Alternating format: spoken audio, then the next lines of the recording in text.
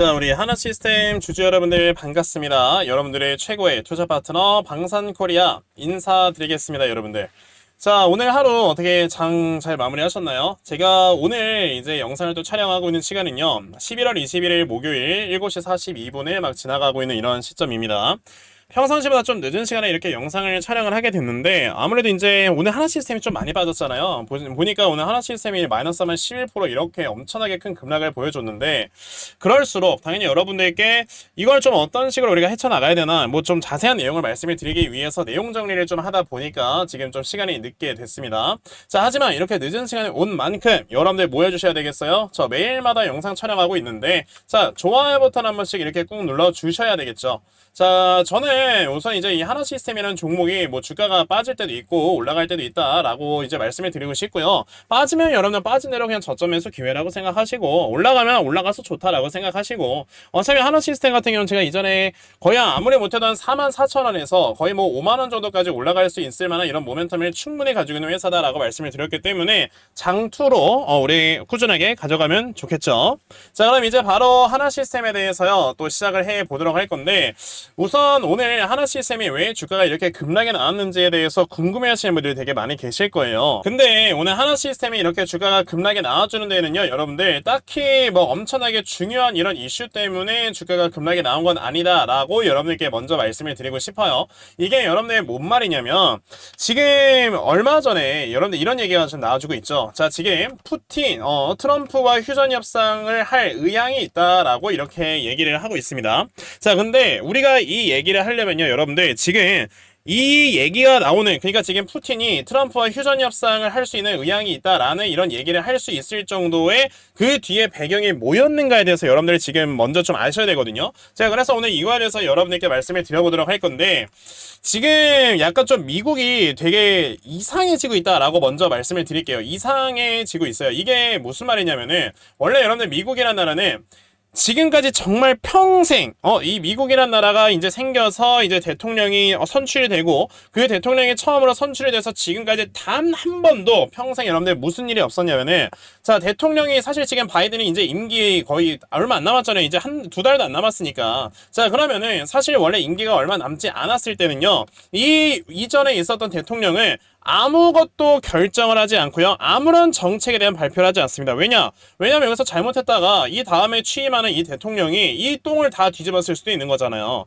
그렇기 때문에 원래는 지금 바이든 같은 경우는 그냥 가만히 앉아서 쉬다가 그냥 퇴임하면 돼요. 그리고 이제 내년부터 새롭게 트럼프가 취임을 하면서 이제 새로운 뭐 정책이나 이런 건 다 트럼프가 만들어가는 거죠. 그러니까 자승자박이라고, 자승자박이 아니라 결자해지라고, 자기가 이제 이런 문제나 이런 것들을 만약에 만들어도 자기가 해결할 수 있도록 이런 식으로 만들어야 되는 거고, 이게 원래 여러분들 민주주의 국가입니다. 그리고 미국이라는 나라는 정말 거의 그냥 완전 전 세계에서 최고의 민주주의, 전 세계 최고의 자본주의 국가잖아요. 그쵸? 근데 얼마 전부터 여러분들 갑자기 이 바이든 대통령이 뭘 하기 시작을 했냐면, 이 바이든 진짜 이게 어이가 없어서 얘기나 이렇게 좀 웃게 되는 건데, 바이든 대통령이 여러분들 뭘 하기 시작을 했냐면, 이제 그 에어 테스크인가? 아무튼 뭐 미국에 엄청나게 좋은 미사일이 하나 있어요. 제가 갑자기 이름이 기억이 안 나오는데, 자, 엄청나게 좋은 미사일이 있는데 이거를 갑자기 우크라이나에 주기 시작을 합니다. 이거를 누가 해요? 여러분들 바이든이 결정을 했어요. 우크라이나에다가 이거를 이제 지원을 하기 시작을 했는데, 아까 말씀드렸죠. 원래 정책이나 어떤 행동을 지금 바이든은 하면 안 될 때거든요.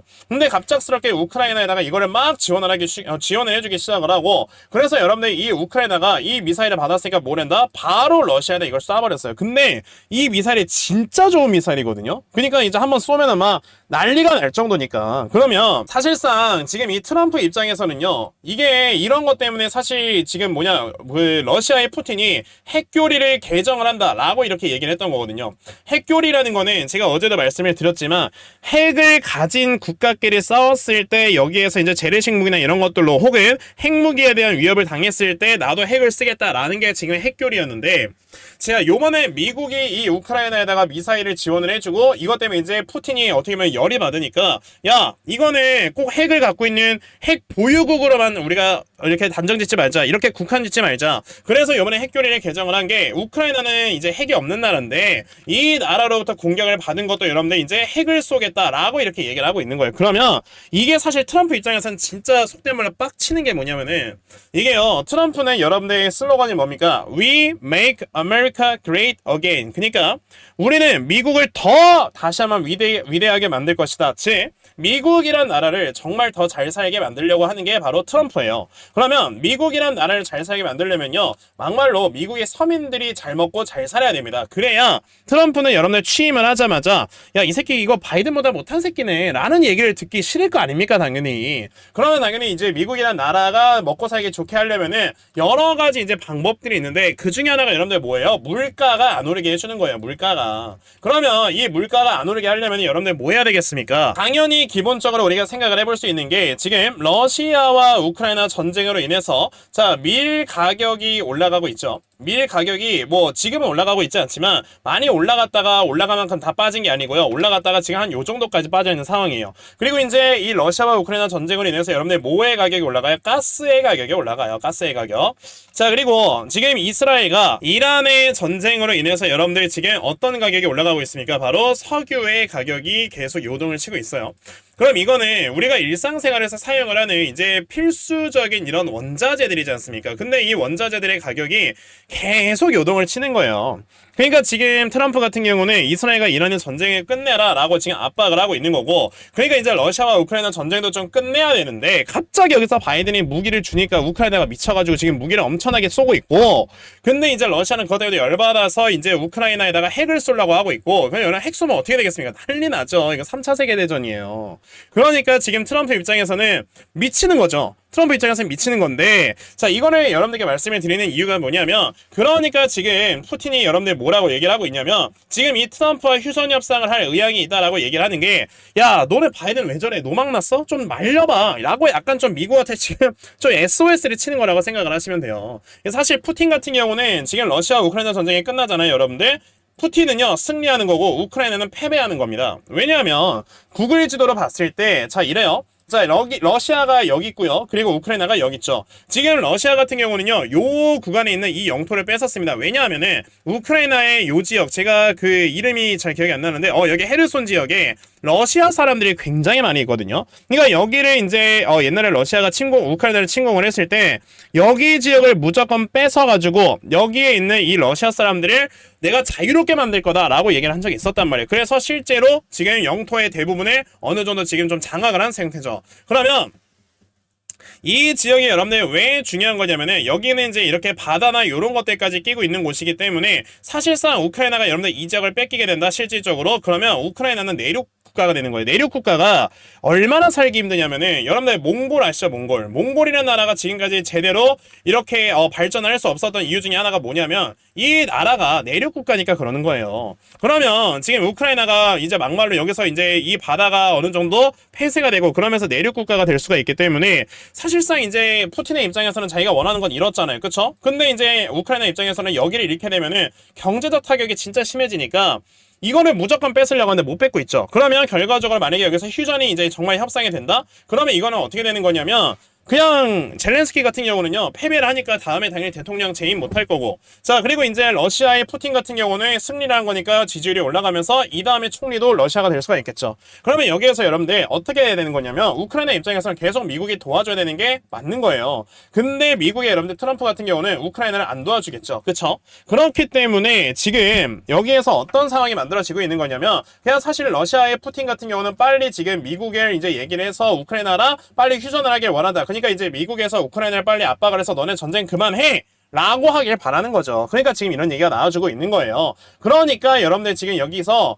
우리가 알아야 되는 건 뭐냐면, 지금 여기에서 이제 러시아와 우크라이나 전쟁이 이제 끝나려고 하는 이런 모습들은요, 사실상 그냥 진짜 정말 오랜 기간 동안 지금 이어졌어 이런 전쟁 하나가 끝날 뿐인 거지, 이것 때문에 여러분들 방산의 수요가 줄어든다라고 지금 오해를 하면 안 된다는 소린 겁니다. 지금 주가가 빠진 이유가, 여러분들 제가 너무나도 좀 길게 얘기를 했는데, 지금 오늘 하나시스템 같은 이런 방산 관련주들의 주가가 빠지는 이유가 바로 이거예요. 방산의 수요가 줄어들 수 있다는 거지. 근데 이거는 여러분들 그냥 근본적으로 말이 안 되는 게 뭐냐면요, 우리가 이렇게 생각을 해봐야 되겠죠. 그러니까 지금은 그냥 단지 미국의 여러분들 트럼프 같은 경우가 이제 자기의 이속을 챙기기 위해서 지금 빠르게 전쟁을 종결을 시키려고 하는 이런 개인적인 욕심 때문에 전쟁이 끝나는 건데, 오히려 전쟁이 끝나면 좋은 거예요 여러분들. 좋은 겁니다. 이것 때문에 주가가 이렇게 빠질 만한 문제가 아니라고요. 근데 중요한 건 이거예요. 오케이, 그럼 전쟁이 끝났어. 방산의 이런 군수 물자의 여러분들 수요가 줄어든다라는 우려감 때문에 주가가 빠져요. 근데 과연 수요가 진짜 줄어들어요 여러분들? 아니죠. 지금 여러분들 우리나라의 요 방산 수준한 것만 하더라요, 지금 벌써 100조 원에 달한다 라는 이런 얘기가 나와주고 있어요. 자, 이 여러분 수주라는 게 뭡니까? 내가 너네한테 이거를 만들어 달라고 요청을 할게 라고 약속을 하는 게 수주고, 만약에 내가 이 약속을 깨버리게 된다, 그럼 내가 이걸 다 위약금을 무는 게 수주예요. 근데 우리나라 여러분들 방산 수주가 벌써 100조예요. 그 말인즉슨 우리나라 모든 방산회사들이 이제 매출액 100조라는 거는 어느 정도 이제 픽스가 되어 있는 거다라고 생각을 하시면 돼요. 물론 여기서 멈추면 안 되죠. 여기서 이제 멈춰버리게 되면 추가적인 이제 이 방산 이제 업체들의 성장성 자체가 이제 없어져 버리게 돼 버리니까, 그래서 이제 여기서 더 멈추면 안 되는 거긴 하지만, 자, 어찌됐든 지금 100조라는 수주 잔고가 쌓여 있다는 건 변하지 않는 사실이고, 그러니까 이런 것 때문에 이 회사들의 펀더멘털이 무너지는 건 아니다라고 생각을 하셔야 됩니다. 자, 근데 저는 여기에서 이 수주 잔고 가 오히려 더 늘어날 거라고 여러분들께 확신을 하고 말씀을 드릴 수 있는 이유가 뭐냐면, 아까 지도로 잠깐 돌아와서요. 지도 어디냐? 지도 여기 있죠. 자, 이제 아까 말씀드렸던 것처럼 러시아와 우크라이나가 진짜 여러분들 여기서 휴전을 한다. 그럼 이제 우크라이나는 요만큼의 영토를 뺏기고, 그쵸? 러시아 같은 경우는 이제 우크라이나를 어느 정도 영토를 뺏었기 때문에 이쪽 서쪽으로 더 들어와 버리는 거죠, 러시아가. 그쵸? 그러면 이거는 어떤 현상이 발생을 하게 되냐면, 이 유럽 국가들의 입장에서는요, 이게 진짜 불편한 거예요. 이거 입장 바꿔서 한번 생각을 해봅시다. 여러분들, 중국이 북한을 먹었어요. 그래서 우리나라 위에까지 왔어. 여러분들 느낌이 어때요? 그리고 일본이 북한을 먹었어요. 그리고 일본이 우리나라 위에까지 왔어요. 기분이 어떻습니까? 그거 같죠? 그러니까 우리가 생각을 해야 되는 거는, 지금 우리 같은 경우는 만약에 입장을 바꿔서 생각을 해보면 중국이나 일본이 북한을 먹고 이 위쪽으로 온다라고 생각했을 때 우리도 너무 열받고 진짜 얘네 죽이고 싶잖아요. 그쵸? 근데 죽이고 싶다는 건 좀 너무 심한 말이긴 한데, 어쨌든 이게 얘네랑 같이 이렇게 약간 좀 얼마 안 되는 거리에서 이렇게 있는 것 자체가 불편하다는 소린 거죠, 제 뜻은. 자, 그러면 여기서도 이렇게 생각을 해봐요. 우크라이나가 여러분들 밀렸어요. 러시아가 이만큼 밀고 들어왔어. 그러면 여기에 있는 동유럽 국가들, 벨라루스는요 러시아랑 친해서 상관없어요. 근데 이제 폴란드, 슬로바키아, 체코, 헝가리, 세르비아, 루마니아, 불가리아, 이런 나라도 어떻게 되겠습니까? 러시아가 언제든지 자기의 나라를 칠 수도 있겠구나 라고 생각을 한단 말이죠. 근데 이런 상황에서 트럼프는 뭐라고 해요? 야, 너네 방위비는 니들이 알아서 해 라고 얘기를 하는 사람이다 보니까, 이 유럽 국가들은요 여러분들 방위비를 계속 올려야 돼요. 자, 이거는 이제 우크라이나가 진짜 여러분들 전쟁이 끝나서 어느 정도 함락이 되잖아요. 그러면 이거는 단지 동유럽 국가만의 이런 문제가 아니고, 정말 여기 서유럽 국가들 있잖아요. 독일, 프랑스, 스페인 이런 나라들, 얘네들한테도 여러분들 이런 어느 정도의 좀 위협이 전가가 될 수 있는 겁니다. 그러면 우리가 어떻게 생각을 해야 될까요? 계속해서 방산 수요는 늘어날 수밖에 없고요. 그러니까 오늘 이렇게 주가가 하락을 한 게 방산의 수요가 줄어들까봐 하락을 했다라는 이런 지금 말도 안 되는 이유는 그냥 진짜 어이가 없다라는 거죠. 그러니까 저는 하나시스템이라는 종목이 아까 영상 초반에 말씀을 드린 게, 주가가 이렇게 오히려 빠지면 우리는 그냥 저점 매수의 기회로 좀 잡아봐야 되지 않을까라고 이렇게 말씀을 드렸던 겁니다, 여러분들. 그러면 오늘 하나시스템이 이렇게 주가가 하락에 나왔었던 이 딱 모습을 보니까 5일선을 이탈을 하고 지금 거의 21선 근처까지 와 있는 상황이란 말이에요. 그쵸? 제가 이거 어제 영상에서도 말씀을 드렸는데, 우선은 지금 하나시스템이 이런 삼각수렴 형태에서 어느 한쪽으로 이제 방향을 정하게 될 거다라고 말씀을 드렸죠. 근데 만약에 여기서 이제 하락으로 결정이 된다라고 했을 때는 저는 24,000원까지 주가가 빠질 수 있는 거를 다운사이드를 열어놔야 된다라고 분명히 말을 했습니다. 그래서 어제 저는 여러분들께 매수해라라고 절대 얘기 안 했어요. 자, 근데 이제 하나시스템이 말씀드린 것처럼 이 삼각수렴 끝에서 밑으로 하락에 나왔기 때문에 24,000원 정도까지는 충분히 빠질 수 있다라고 생각을 하셔야 되고, 그와 동시에 우리는 22,500원, 그러니까 22,500원에서 24,000원까지 이렇게 주가가 하락에 나올 수 있다라는 걸 우리가 생각을 하시고, 여기에서 여러분들의 저점을 잡아봐야 됩니다. 네, 아셨죠? 그러니까 뭐 지금 내가 만약에 여기에서 매수했다가 수익 중이다라고 한다면은 뭐 그렇게 크게 상관은 없긴 하겠지만, 뭐 이쯤에서 매수했다가 물렸어? 그러면 추매를요, 아까 말씀드렸던 22,500원에서 24,000원 사이에서 여러분들 추매를 하시면 돼요. 그러면 이 종목은 결과적으로 여기서 바닥 한번 만들다가 또다시 올라가는 이런 모습이 분명히 나올 겁니다. 왜? 아까 말씀드렸던 것처럼 모멘텀에 그냥 살짝 꺾였기 때문에 주가가 하락을 하는 거지, 이 회사가 뭔가 잘못돼서 주가가 하락을 하는 게 아니니까. 아셨죠? 자, 그러면 이제 하나 시스템 같은 경우는 이렇게 말씀드린 내용으로 여러분들이 대응을 해 보시면 될 거고요. 자, 제가 어제 여러분들께 한번 말씀드렸던 종목 중에 하나가 이제 하나 시스템을 우리가 어느 정도 수익을 내게 되면 그 다음에 무슨 종목을 봐야 될까라고 말씀을 드렸던 종목 항공우주에 대해서 제가 한번 좀 잠깐 말씀을 드릴 건데 항공우주도 제가 어제 여러분들께 말씀을 드린 게 지금 슬슬 눌림목을 줄고 있으니까 한 60일선쯤 여기 57,500원쯤 왔을 때부터 여러분들께서 이제 분할 매수 이어가시면 사실 이 회사 같은 경우는 모멘텀이 너무나도 좋다 보니까 앞으로 이제 이런 추세를 만들어내면서 주가가 계속 이렇게 올라갈 수 있을 거다라고 말씀을 드렸죠.